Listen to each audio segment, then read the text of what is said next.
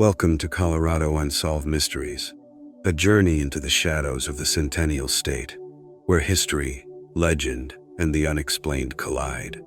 From haunted forests and vanished hikers, to eerie sightings and chilling crimes, Colorado holds secrets that still baffle investigators and captivate curious minds. Join us as we uncover the stories behind these mysterious cases, and maybe, just maybe, uncover the truth hiding in the Rockies. The Denver International Airport Conspiracy. When you think of Denver, Colorado, you might picture snow-capped mountains, ski resorts, and maybe even legal weed.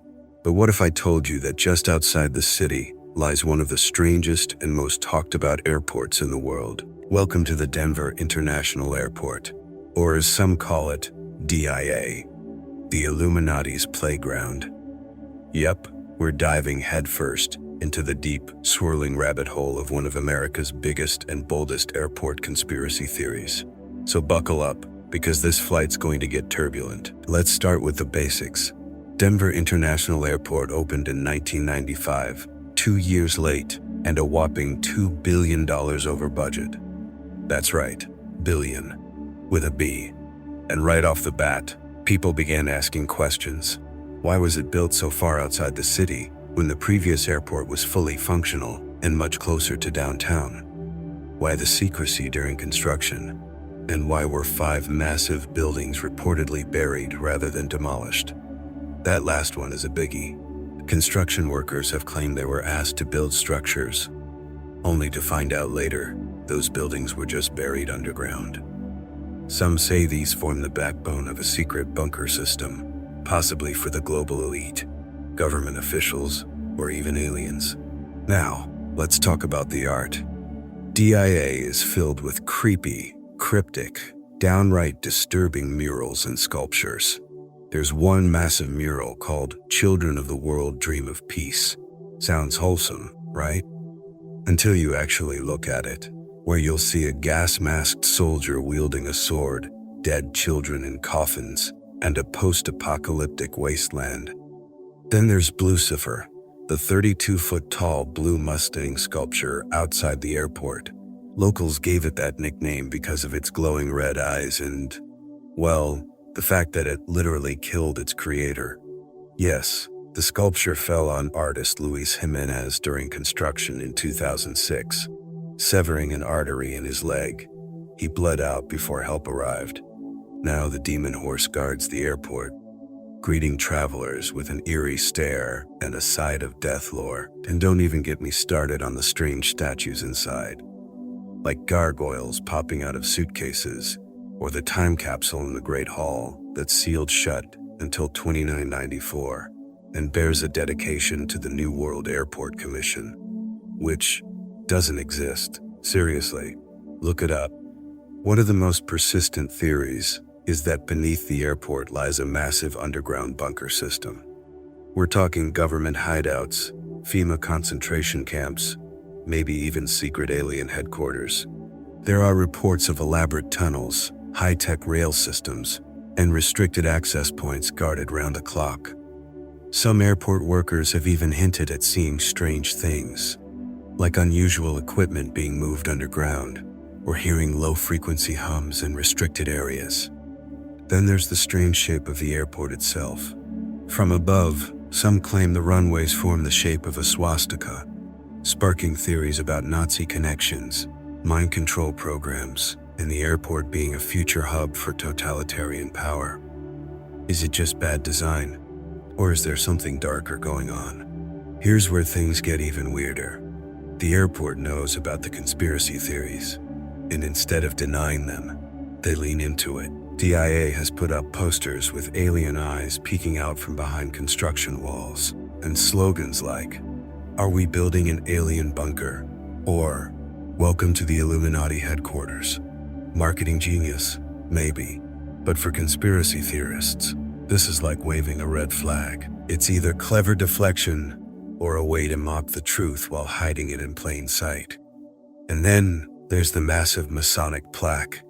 You can find it in the airport's Great Hall, bearing the symbol of the Freemasons and that mysterious dedication to the New World Airport Commission. It's no secret that the Freemasons have long been linked to secret societies, power elites, and, you guessed it, the Illuminati.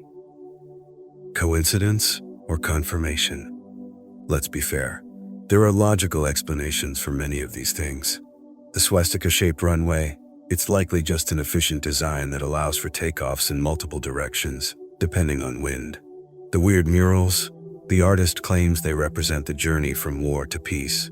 The underground structures could be leftover infrastructure, tunnels for luggage or transportation. But then again, why so many bizarre coincidences in one place? Why the secrecy? Why the unsettling art? Why lean so hard into the conspiracies if they're totally fake? That's the thing about DIA. It's not just one red flag, it's a parade of them. And whether you believe in secret societies or not, there's something undeniably strange about this airport. So what do you think? Is Denver International Airport just a weirdly artistic, over-budget public project? Or is it a front for something deeper? Something secret, something powerful, maybe even something otherworldly? The truth is buried, literally and figuratively, beneath the runways of DIA. Until the walls come down, or someone blows the whistle, we may never know. The Stanley Hotel. Inspiration for The Shining. Tucked away in the shadow of the Colorado Rockies, a grand white hotel overlooks the town of Estes Park. It's beautiful, historic, and haunted. Welcome to the Stanley Hotel, a place of elegant architecture, mountain views, and a ghostly reputation that inspired one of the most terrifying horror stories of all time, The Shining. But what is it about this hotel that chilled Stephen King to his core? Why do so many guests leave with spine-tingling tales of the unexplained? And is there really something still lingering in its halls? Let's check in. The Stanley Hotel was built in 1909 by freelance Oscar Stanley, the same man who co-invented the Stanley steamer automobile. After being diagnosed with tuberculosis, Stanley moved to Colorado for the dry mountain air. And it worked. He regained his health and decided to give back to the area by building a luxurious resort. The hotel was a masterpiece, featuring electric lights, phones, and running water.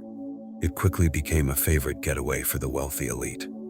But even in those early years, strange things were whispered by staff and guests. Footsteps echoing in empty hallways, lights flickering without explanation, ghostly laughter in the dead of night. Nothing too serious, at first. Fast forward to 1974. A young Stephen King and his wife Tabitha check into the Stanley Hotel at the very end of the season. They're the only guests in the building. The giant dining room is empty. The hallways are eerily quiet. They stay in room 217. That night, King has a nightmare. He dreams of his young son running through the hotel's halls, screaming, while something terrible chases him. He wakes up in a cold sweat, walks out under the balcony to smoke, and by the time he puts out his cigarette, the core idea for The Shining is fully formed in his head. He later said, "When I went to bed that night, I had the bones of the book in my mind." And just like that, the Stanley Hotel became legend. Let's talk about room 217, the one that gave Stephen King his nightmare. Decades before his visit, in 1911, a housekeeper named Elizabeth Wilson was nearly killed in that very room when a gas leak caused an explosion. She survived, but many believe her spirit never checked out. Guests staying in room 217 report bizarre happenings. Lights turning on and off, items being moved, even their clothes mysteriously folded while they're out. Some say they feel a gentle presence, like someone is tucking them into bed. And it doesn't stop there. Room 428 is infamous for ghostly cowboys, particularly one who appears near the bed. Guests have heard footsteps above them, even though there's no floor above that room. Then there's the concert hall, where spirits of past performers are said to linger.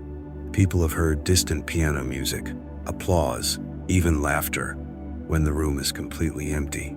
Security guards have reported hearing voices in empty hallways, and there are countless photos taken at the hotel where strange figures appear, people who weren't there when the picture was snapped. The Stanley Hotel fully embraces its spooky reputation. Today, it offers nightly ghost tours, and they're not your cheesy tourist traps. Guests and investigators often catch EVPs, feel cold spots, and witness unexplained movements. There's even a room known as the Vortex, a spiral staircase between floors where people feel dizzy, off balance, or suddenly chilled. Paranormal experts believe it may be a sort of spiritual portal. And whether you're a hardcore skeptic or a true believer, the sheer number of ghost stories, spanning over a century, is hard to ignore. TV shows like Ghost Hunters and Ghost Adventures have featured the hotel. Paranormal investigators have collected evidence ranging from shadowy figures to strange audio recordings. One famous clip captures a child's laughter echoing through an empty hallway. What makes the Stanley so effective as a haunted location isn't just the ghost stories, it's the atmosphere. The long, winding halls, the antique furniture, the creaking floorboards and echoes of a century past. The beauty of the place only amplifies the eeriness. It's as if the hotel itself is alive, watching, waiting, and The Shining only added fuel to the fire.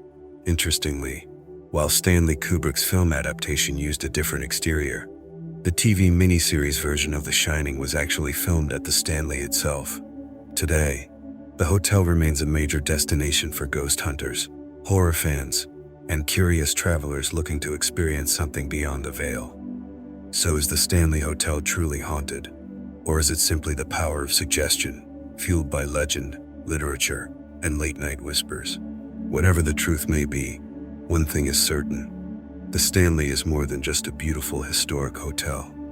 It's a living story, one where the past lingers just beneath the surface. The Disappearance of Joe Keller. On a warm summer afternoon in 2015, a young man named Joe Keller set out for a jog in the beautiful remote wilderness of southwestern Colorado. He was fit, adventurous, and full of life. But Joe never came back. His disappearance launched a massive search effort, gripped the nation, and left behind more questions than answers. How does someone vanish into thin air during a simple run? What happened in the wilds near Creede, Colorado? And why does this case still haunt those who followed it? This is the mysterious case of Joe Keller, a story of beauty, wilderness, and an unsettling silence that refuses to break. Joe Keller was 19 years old, a charismatic, athletic college student from Tennessee with a passion for climbing, running, and the outdoors. In July of 2015, he and a friend traveled west to spend time at a dude ranch in Creede, Colorado. The ranch, called Rainbow Trout Ranch, sits in a remote area surrounded by rugged trails, thick forests, and jagged cliffs. It was supposed to be a fun, relaxing getaway, the kind of trip that clears your head and fills your soul. Joe had just finished a tough semester, and this was his break. Fresh air, no stress, and wide-open trails. On July 23rd, sometime around lunchtime, Joe decided to go for a jog. He left the ranch wearing running gear. No phone, no GPS, just Joe and the trail. That was the last time anyone saw him alive. At first, no one panicked. Joe was known for his independence. Maybe he ran farther than expected. Maybe he stopped to explore. But when hours passed with no sign of him, worry set in. The staff, guests, and locals quickly mobilized. A search party began scouring the trails, yelling his name. When the sun went down, and Joe still hadn't returned, authorities were called. Then things got serious. The Costilla County Sheriff's Office, search and rescue teams, helicopters, ATVs, scent dogs, all were brought in. The terrain was unforgiving. Steep slopes, dense woods, and rattlesnake-infested areas made the search dangerous and slow. Days turned into weeks, not a single clue. No footprints, no discarded gear, no phone, no watch, no clothing, nothing. It was as if Joe Keller had simply vanished. As the search dragged on, theories began to emerge. Was it an accident? Could Joe have slipped, fallen into a ravine and become trapped somewhere searchers couldn't reach? What about wildlife? Bears and mountain lions are known to roam the area. Could he have been attacked? Or was it something more sinister? There were whispers of foul play. Could someone have harmed Joe and hidden the evidence? Did he run into a stranger on a back trail with bad intentions? Or was it someone closer to the ranch? Authorities never publicly named any suspects, but to this day, there are those who believe Joe didn't just get lost. He was taken.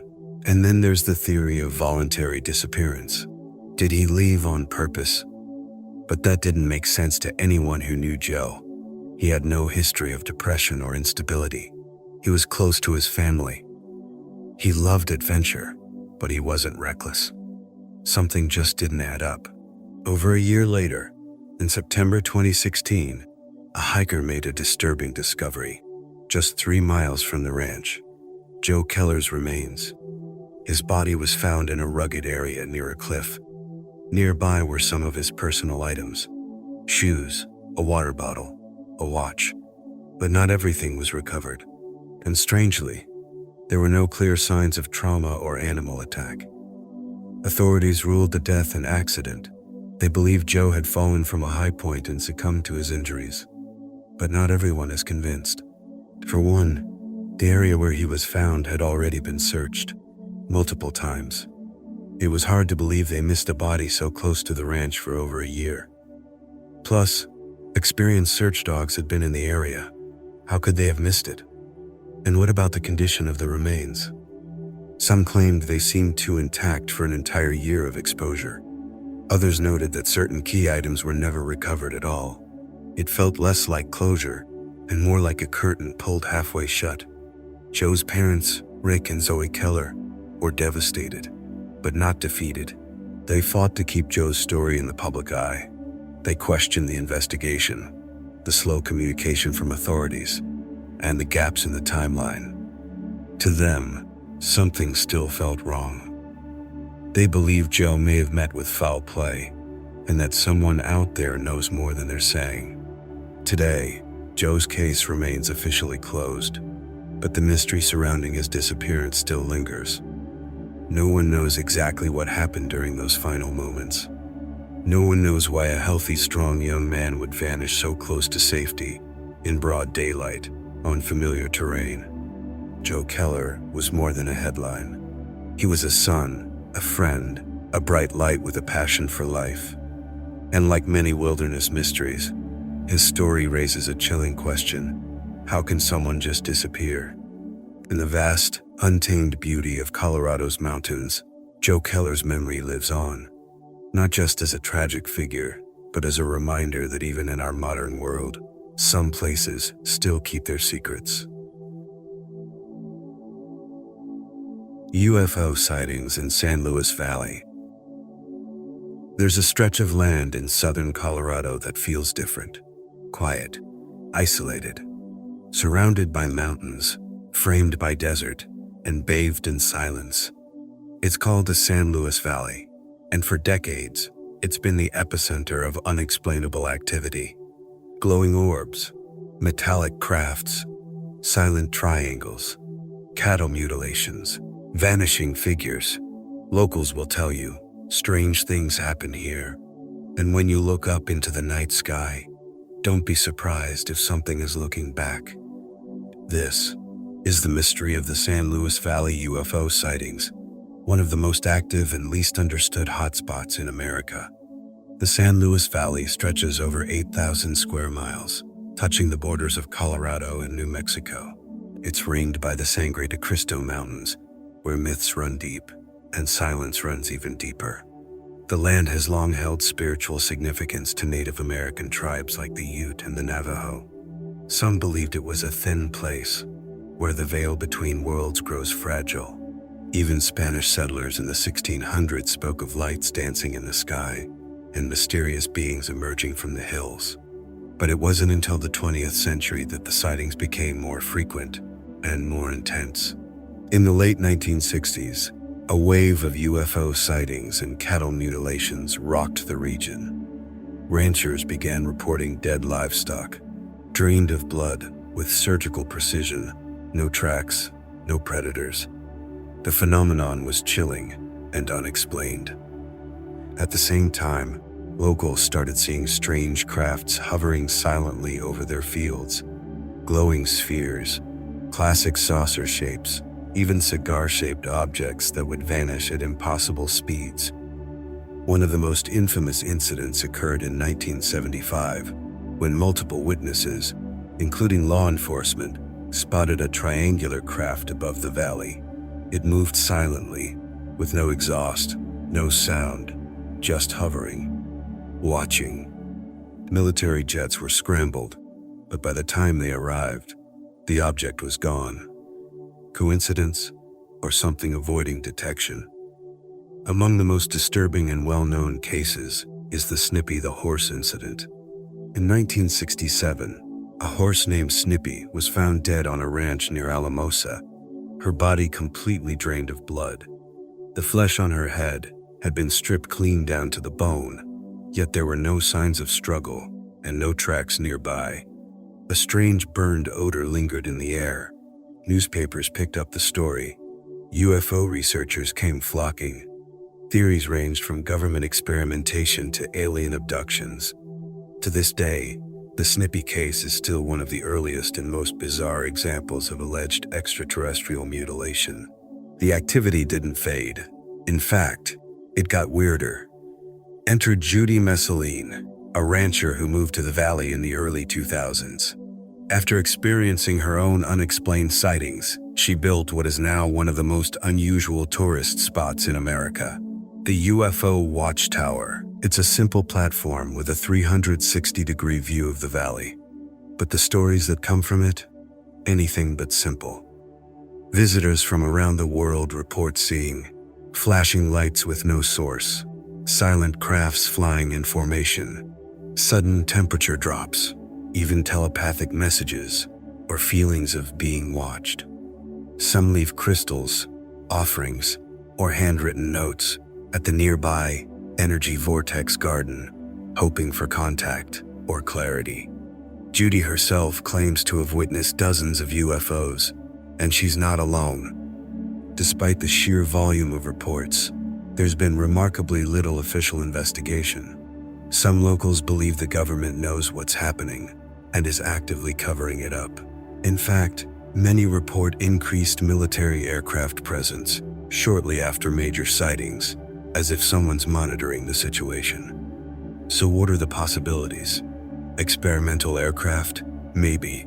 But why test top-secret tech in plain sight over rural areas? Natural phenomena? Ball lightning or atmospheric distortions have been proposed, but don't explain metal crafts or mutilated animals. Or is it truly extraterrestrial?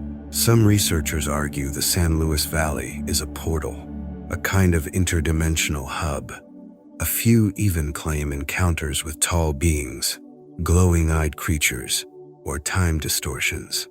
These theories may sound outrageous, but in this valley, reality and legend blur. To understand the depth of the mystery, you only have to talk to the locals. From farmers to teachers to retired military personnel, countless residents have stories they can't explain. Like the rancher who watched a glowing blue orb move across his property, hover over his cattle, then shoot straight up, gone in a flash. Or the woman who woke up in her car after a roadside rest, 3 hours later, with no memory of what happened. It's not about belief here, it's about experience. Something is happening, and it's been happening for decades. The San Luis Valley remains a place of stark beauty and deep mystery. The skies are vast, the silence is endless, and whatever's been watching from above still hasn't gone away. Whether it's alien visitors, hidden technology, or something even stranger, the truth may be just out of reach, floating silently in the night. The Alfred Packer cannibal case. In the heart of Colorado's snowy wilderness, 5 men vanished, only one returned, cold, starved, and alone. That man's name was Alfred Packer, and what he eventually confessed would shock the nation. He survived, the others didn't. But how? Why?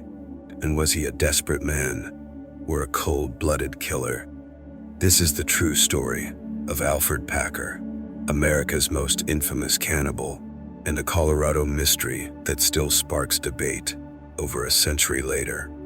The year was 1974. The Colorado Territory was wild, untamed, and full of promise for prospectors chasing gold.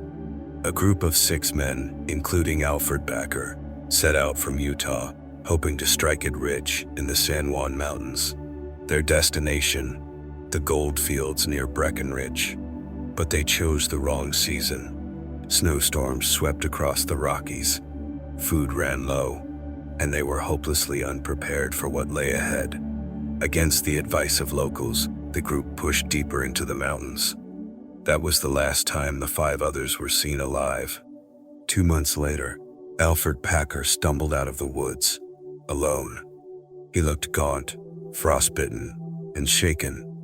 He claimed that the group had gotten lost and one by one succumbed to the cold and starvation. He said he had survived by eating roots, bark, and eventually, human flesh. But his story kept changing. First, he said 1 man died, and the rest ate him. Then, he said the men thought. Later, he claimed he killed one in self-defense. Locals at the nearby Los Piños Indian Agency grew suspicious. Things didn't add up. He had money, more than he should have. A skinning knife, possessions that belonged to the other men. Then came the breaking point. A search party found the bodies. 5 men, frozen in the snow, with unmistakable signs of butchery. The scene was horrifying. The bodies had been cut open, limbs removed, and chunks of flesh sliced away. They weren't scattered, they were found together, suggesting they hadn't wandered off or died separately, as Packer claimed. And more disturbing, the remains looked fresh, as if the cannibalism wasn't just about survival, it may have been sustained, even intentional.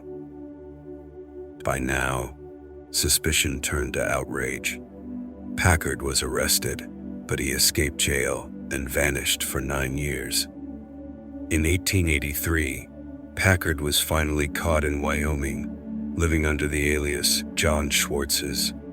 He was brought back to Colorado and put on trial for murder and cannibalism. The newspapers had a field day, painting him as a monster. During his trial, Packer claimed only 1 man, Shannon Bell, had gone insane and killed the others. Packer said he shot Bell in self-defense after finding him roasting flesh over a fire. But by that point, public opinion was set. The jury didn't buy his shifting stories. He was convicted of manslaughter and sentenced to 40 years in prison, the longest sentence ever handed down in Colorado at the time. Still, many questions remained unanswered. Some historians believe Packer's original story may have had some truth. After all, survival cannibalism wasn't unheard of in the 1800s. Remember the Donner Party? Was Packer simply a man who did the unthinkable to survive? Or did he orchestrate the deaths, luring the group into the mountains to rob and kill them? His ever-changing version of events only deepened the mystery. Even the forensic evidence from the remains, later studied in the 1980s, suggested the men were killed with a hatchet and not in a struggle. It implied premeditation, multiple blows to the head, systematic butchering, when experts stated bluntly, this wasn't survival, this was slaughter. In 1901, after serving 17 years, Alfred Packer was paroled. He moved to Denver, worked as a security guard, and lived a quiet life until his death in 1907. Even in his final years, he maintained he had only done what he had to do. but the public never forgave or forgot. His story became part of Colorado folklore. Some viewed him as a villain, others as a victim of desperation and frontier chaos. To this day, the case continues to fascinate historians, filmmakers, and true crime fans. The story of Alfred Packer isn't just about cannibalism. It's about fear, survival, isolation, and the line between humanity and horror. In the unforgiving mountains of Colorado, one man lived while 5 others died, but the truth of what happened between them may have frozen in the snow forever. The Crystal River Sasquatch, tucked deep within the Elk Mountains of Colorado, lies a winding stretch of wilderness known as the Crystal River Valley. It's beautiful, isolated, and strangely uneasy, because for decades, something has been lurking here, something not quite human. Locals call it the Crystal River Sasquatch, huge, hairy, silent, watching. They say it's been seen darting between pine trees, leaving behind footprints the size of dinner plates, then vanishing like a ghost into the mountains. What's really happening in this forgotten corner of Colorado? Let's dive into the eerie case of the Crystal River Sasquatch, a mystery wrapped in wilderness, legend, and fear. The Crystal River flows through Pitkin County, cutting through dense forest between the towns of Carbondale and Marble. Most tourists see it as a scenic detour, but for those who live here, it's something else. A place filled with stories passed down like warnings. Stories of unseen creatures, massive footprints, and an intense feeling that you're never really alone. As early as the 1940s, loggers and hunters began reporting something unusual. They described hearing heavy footsteps in the woods, footsteps too heavy to be a deer. Some saw tall figures watching from the trees, ducking behind trunks the moment they were spotted. Was it a bear? Maybe, but bears don't stand upright, and they certainly don't disappear without a sound. Over the years, the stories only grew stranger. In 1973, a prospector named Hank Miller claimed he saw a giant, fur-covered creature standing knee-deep in the river near Redstone. He said it stood over 8 feet tall and stared at him before turning away and melting into the trees. In 1992, a group of college students hiking just outside Marble stumbled across a trail of enormous footprints. Each was nearly 18 inches long, spaced in a stride wider than any human could manage. The tracks led into the forest, but there were no return prints. It was as if whatever made them had simply vanished. And then came the encounter that would send chills down anyone's spine. In the summer of 2003, Mary Daniels was working at a remote lodge not far from the river. One night, around 2:30 a.m., she was jolted awake by loud knocking. Not on the door, but on the side of the cabin. She peered out the window and saw it. A massive shadow, tall, broad-shouldered, and covered in dark hair. It stood at the edge of the tree line, swaying slightly, as if curious. When she flicked on the porch light, it was gone. The next morning, she found the ground littered with huge footprints circling the cabin, and tree bark stripped 8 feet up a pine, clawed off in thick gouges. She quit the job and never returned. So what exactly is the Crystal River Sasquatch?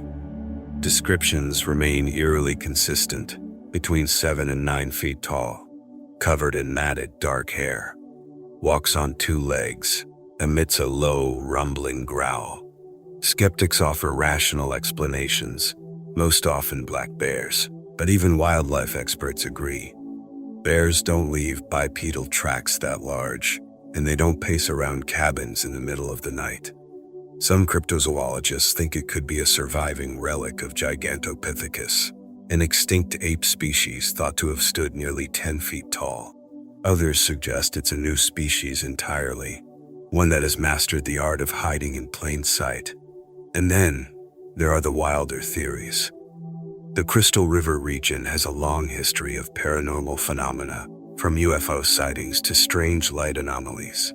Some believe the Sasquatch isn't a physical being at all, but something interdimensional.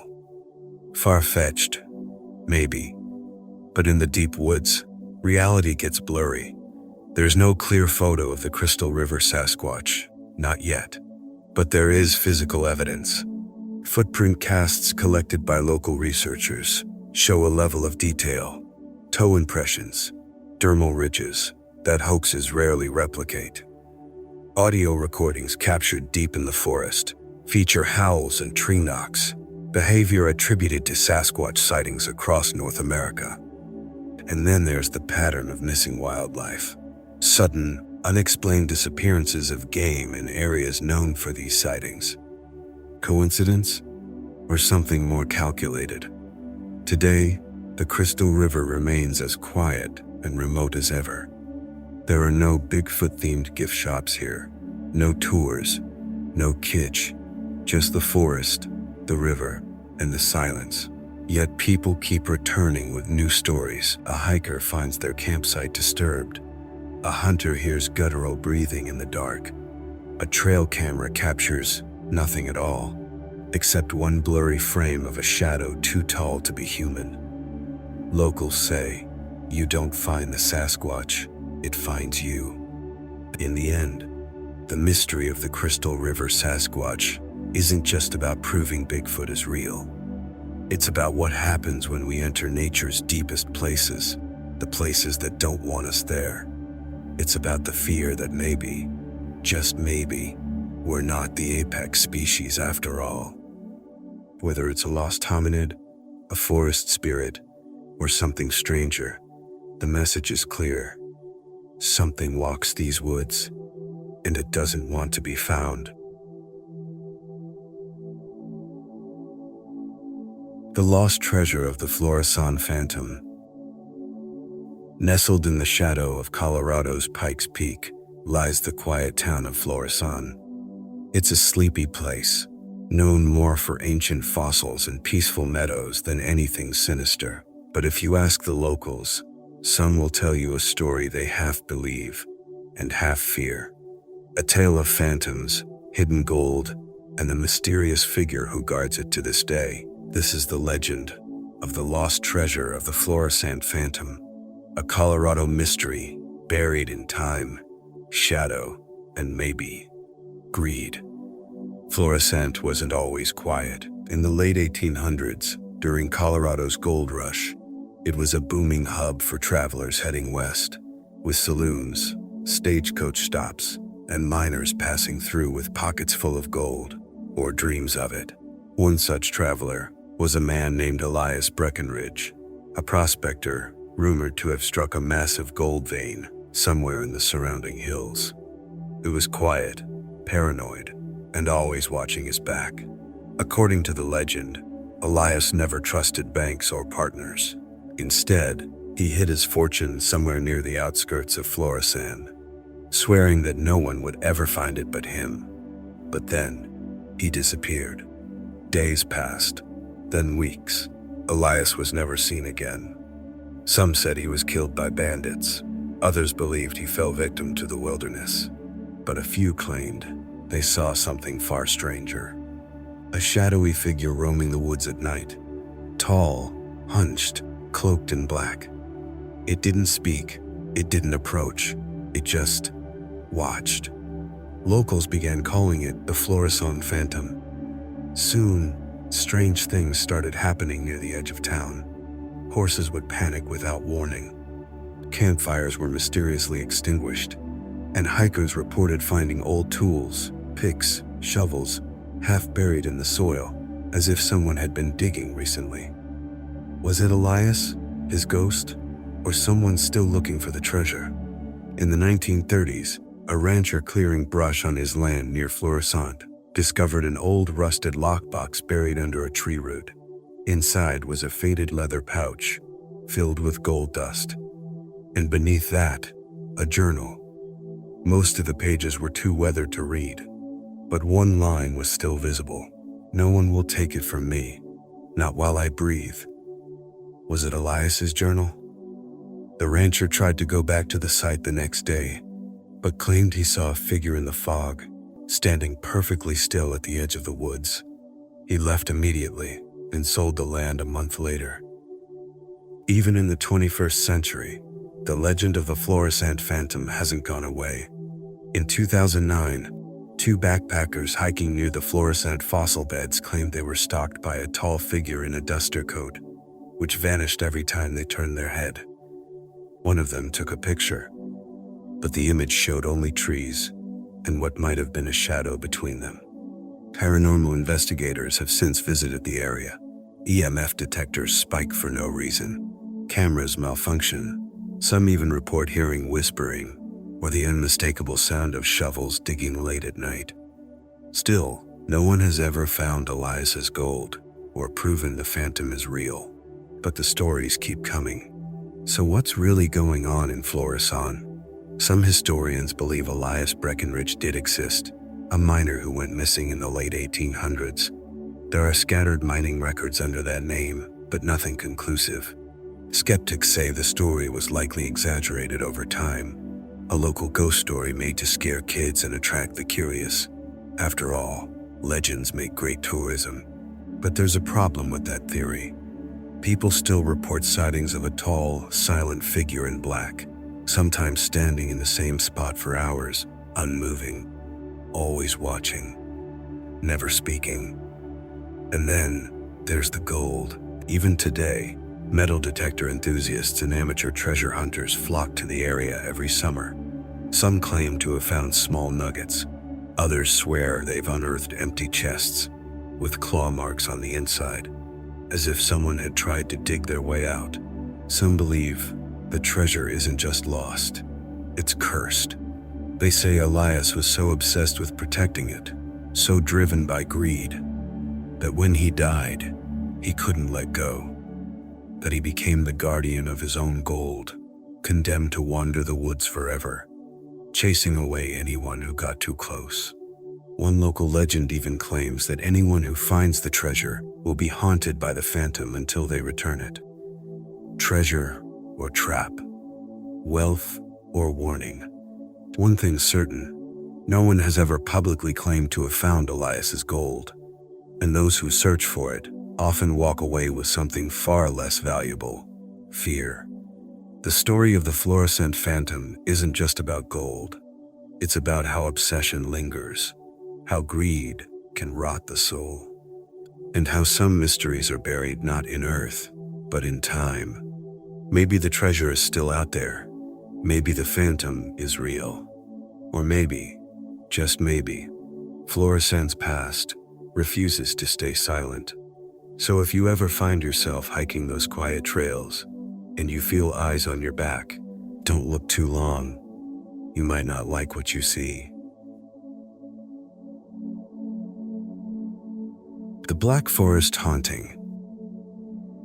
There's a quiet stretch of land in El Paso County, Colorado, just north of Colorado Springs, known as the Black Forest. It's beautiful, peaceful, surrounded by tall pine trees and sunlight filtering through the branches. But beneath that calm surface lies one of the most chilling and well-documented hauntings in American history. This isn't your average ghost story. This is a case with photos, video footage, and even FBI involvement. Welcome to the story of the Black Forest Haunting. In 1991, Steve and Beth Lee thought they had found their dream home, a quiet log cabin nestled deep in the Black Forest. They moved in with their two sons, hoping to escape the noise of city life. At first, everything felt perfect, peaceful, private. But within weeks, that peace shattered. Doors would open and slam shut without warning. Lights flickered on and off. Strange chemical smells would suddenly fill the air, then vanish. And then came the sounds. Footsteps in the hallway, whispers in the attic, and something far worse, the sound of heavy breathing, even when the house was empty. At first, Steve thought it was electrical problems, maybe faulty wiring, maybe an animal in the walls. But then the family began seeing things, shadowy figures standing at the edge of their vision, flashing lights, not from any lamp or bulb, but seemingly from midair. Their sons reported seeing a tall, transparent man standing over their beds. Sometimes he wore a hat, sometimes he had glowing red eyes. They set up cameras to catch the intruder. What they captured would shake even the most skeptical minds. Over the next several months, Steve Lee installed motion-triggered cameras throughout the home. The results were terrifying. Photos revealed strange beams of light in rooms that were pitch black. Some images showed human-like figures floating or walking through the walls. And then came the faces. Dozens of them. Transparent, disembodied, peering out from walls, windows, and ceilings. Men, women, even what looked like children. The footage was sent to professional photographers. Their verdict: the photos were not tampered with. Whatever was happening inside the Lee home was real. As the haunting worsened, the story caught national attention. In 1994, the case was featured on Sightings, a popular paranormal TV show at the time. A team of psychics, scientists, and investigators visited the home. They captured more strange light anomalies and experienced intense personal reactions. Some reported a suffocating feeling, as if something unseen was pressing on their chest. Others described violent nightmares, even when sleeping off-site after visiting the house. One psychic claimed the property was sitting on a spiritual window, a portal where different entities crossed into our world. So what exactly haunted the Black Forest? There are a few theories. Some believe the property was a hotspot of spiritual energy, possibly caused by underground quartz deposits, a theory popular in paranormal circles. Others think it was a psychic portal, a sort of tear between dimensions that allowed spirits, and possibly other entities, to cross over. A more chilling theory suggests the haunting wasn't just ghosts, but something demonic. Several psychics described inhuman presences, creatures that could mimic voices, manipulate electronics, and feed on fear. And then there's Steve Lee's own belief. He claimed his home became a battlefield between good and evil, that the spirits were fighting each other, not the family. They were just caught in the middle. Despite years of documentation, cleansing rituals, and spiritual investigations, the activity never fully stopped.